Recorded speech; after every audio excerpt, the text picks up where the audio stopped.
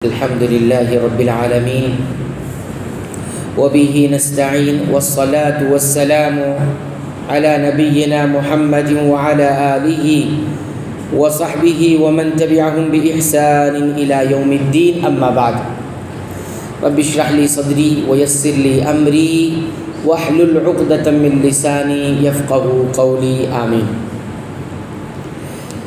سورہ البقرہ کی آیت نمبر 45 سے ہم نے کیا سیکھا اور ہمیں کن باتوں کا علم ہوا اس کا ذکر جاری ہے، اور 3 باتوں کا ذکر کیا گیا تھا۔ تیسری بات میں ایک بات یہ آئی تھی کہ اس آیت کریمہ سے صبر کرنے کی فضیلت معلوم ہوتی ہے۔ اللہ تعالیٰ نے مدد طلب کرنے کے لیے 2 باتوں کا حکم دیا ہے کہ اگر اللہ سے مدد چاہتے ہو تو 2 باتوں کو کرنا ہوگا، ایک صبر کرنا ہوگا، دوسرا صلاۃ یعنی نماز قائم کرنا ہوگا۔ تو صبر کے بارے میں یہ بتایا گیا کہ صبر کو اللہ تعالیٰ نے مدد حاصل کرنے کا ایک ذریعہ، ایک وسیلہ بتایا، اور ایک یہ بات بھی ذکر کی گئی تھی کہ صبر 3 طرح کا ہوتا ہے۔ یہ تینوں صبر زندگی میں ہوگا تبھی مدد اللہ رب العالمین کی طرف سے آتی ہے۔ ایک صبر ہے کہ انسان نیکی پر صبر کرے، نیکی کر رہا ہے تو اس پر جمع رہے، نیکی کرتا رہے۔ ایک صبر یہ بتایا تھا کہ گناہ سے بچ رہا ہے تو گناہ سے بچتا رہے، گناہ کی طرف جائے رہے، یہ دوسرا صبر ہے۔ اور تیسرا وہی صبر ہے کہ اللہ کی تقدیر پر صبر کرنا، یعنی زندگی میں بیماری، تکلیف، مصیبت، پریشانی، کسی کا چلے جانا، یہ ساری باتیں آتی ہیں تو ان تقدیر کے فیصلے پر انسان صبر کرے۔ عام طور سے یہی معنی ہم سمجھتے ہیں اور 2 معنی کو ہم چھوڑ دیتے ہیں، اس کو صبر نہیں سمجھتے، لیکن یہ تینوں معنی صبر کے اندر آتا ہے۔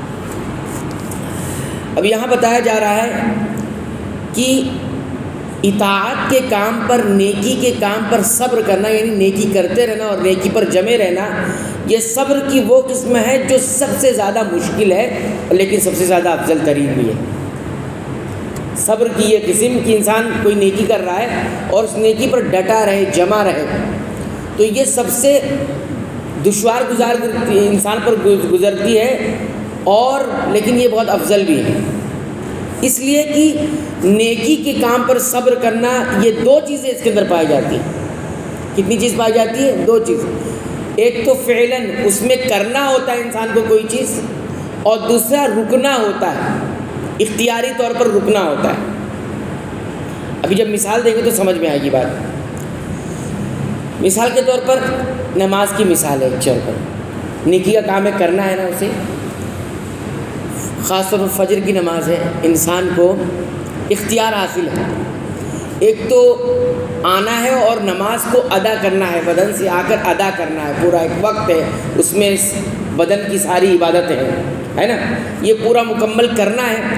اور دوسرا اس کے اندر کیا ہے، اس کو نفس کے اندر معمولی بھی نہیں سمجھنا ہے نا، کہ یہ بہت معمولی چیز ہے، ایسا بھی نہیں ہے، بالکل اس کو عظیم سمجھ کے اور اس کو ہلکا نہ سمجھتے ہوئے اس کو ادا کرنا ہے۔ تو 2 چیز جمع ہوئی کہ نہیں جمع ہوئی؟ 2 چیز جمع ہوئی، ایک کرنا جمع ہوا اور ایک اپنے نفس کو بھی بچانا ہے کہ اس کو معمولی نہیں سمجھنا۔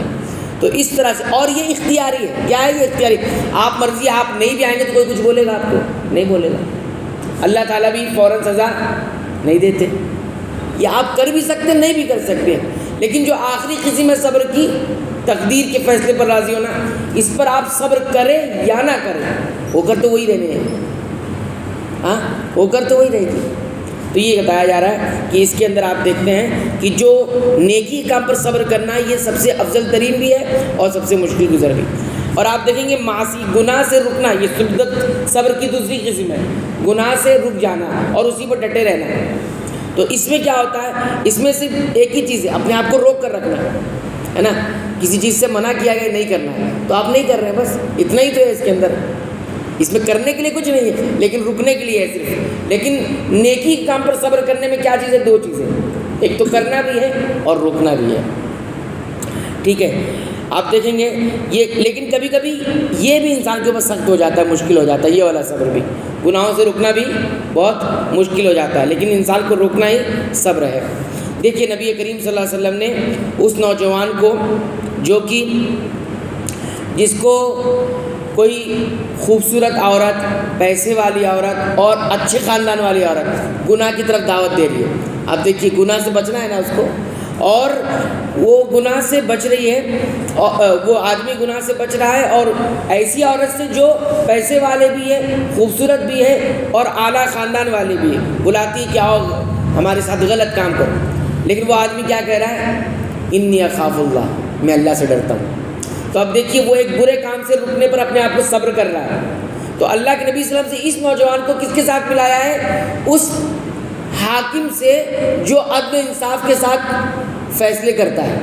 انصاف کے ساتھ فیصلے کرنا یہ ایک نیکی کر رہا ہے وہ، اور کسی بدکاری سے رکنا یہ بھی ایک کام ہے، جو برائی سے رکنا ہے۔ تو یہ گناہ سے بچنے پر صبر، اور یہاں پر عدل و انصاف کے ساتھ فیصلہ کرنے پر صبر، یہ دونوں کو نبی کریم صلی اللہ علیہ وسلم نے ایک ہی حدیث کے اندر ذکر کر کے فرمایا کہ دونوں کو اللہ تعالیٰ کہاں جگہ دے گا؟ اپنے عرش کے سائے میں، اس دن پناہ اور سایہ دے گا جس دن کوئی سایہ اور پناہ نہیں ہوگا۔ تو آپ دیکھ رہے ہیں دو چیزوں کو اللہ کے نبی صلی اللہ علیہ وسلم نے ایک اجر کے ساتھ ذکر کیا ہے نا۔ تو اس لیے ذکر کیا ہے، کبھی کبھی یہ دونوں کام مشکل ہے انسان کے اوپر، انصاف کرنا مشکل ہے لیکن کر رہا ہے، اور اسی طرح خوبصورت عورت کے سامنے اپنے نفس کو بچا کر رکھنا اور غلط کاری بدکاری نہیں کرنا، یہ بھی ایک بہت بڑا گناہ سے رکنے پر صبر ہے۔ دونوں کو نبی کریم صلی اللہ علیہ وسلم نے ایک اجر کے ساتھ جمع کیا۔ اس سے مطلب یہ ہوا کہ دونوں صبر کبھی کبھی برابر بھی ہو جاتے ہیں، لیکن علماء نے یہ بات کہی ہے کہ نیکی کے کام پر اور نیکی کرتے رہنا، اس پر جمے رہنا، یہ صبر کی سب سے افضل ترین قسم ہے، لیکن سب سے مشکل ترین قسم ہے۔ ٹھیک ہے، تو اس طرح اللہ کے نبی صلی اللہ علیہ وسلم نے ان باتوں کا ذکر کیا ہے۔ اور اس کے بعد تیسری جو قسم ہے صبر کی، وہ کون سی ہے؟ اللہ کی تقدیر پر جو مشکلات مصائب آتی ہیں اس پر صبر کرنا، یعنی واویلا نہیں کرنا، گلے شکوے نہیں کرنا، اور شکایت نہ کرنے لگ جانا، یا کفریہ جیسے باتیں کرنے نہ لگ جانا۔ ہوتا ہے نا کبھی کبھی انسان کے اوپر مصیبت ایسی آ جاتی ہے تو کہتا ہے اللہ مدد نہیں کر رہے ہیں، اللہ مدد نہیں کر رہے، یا اللہ تعالیٰ کو میں ہی ملا تھا کہ مصیبت مجھ پر ہی آتی رہے، میرا ہی لاس ہوتا رہے، میرا ہی نقصان ہوتا رہے، اس طرح کی بات کر لیتے ہیں لوگ، ہے نا۔ تو یہ صبر کہاں ہوا؟ صبر ہی نہیں ہوا، راضی نہیں، اور اللہ کے فیصلے پر آپ اعتراض کرنے لگ گئے، ہے نا۔ تو یہ بھی ایک بہت بڑی چیز ہے جو انسان اپنی زبان کو اور جزا فضا نہ کرے، واویلا نہیں مچائے، شکایتیں نہ کرتے پھرے، ہے نا، اللہ کی شکایت نہ کرنے پھرے۔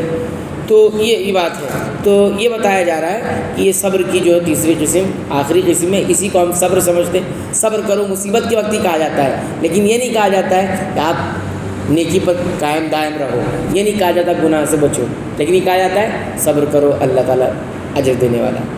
لیکن تینوں طرح کا صبر ہے۔ تو بہرحال صبر کی یہ تھوڑی تفصیل ہے، اس کو جتنا ذہن میں رکھیں گے اتنا آپ کو صبر کا معنی سمجھ میں آئے گا، اور یہ معلوم ہوگا کہ کہاں کہاں صبر کرنا ہوتا ہے نا۔ تو یہ مختصر سی تفصیل آپ کے سامنے ذکر کی گئی۔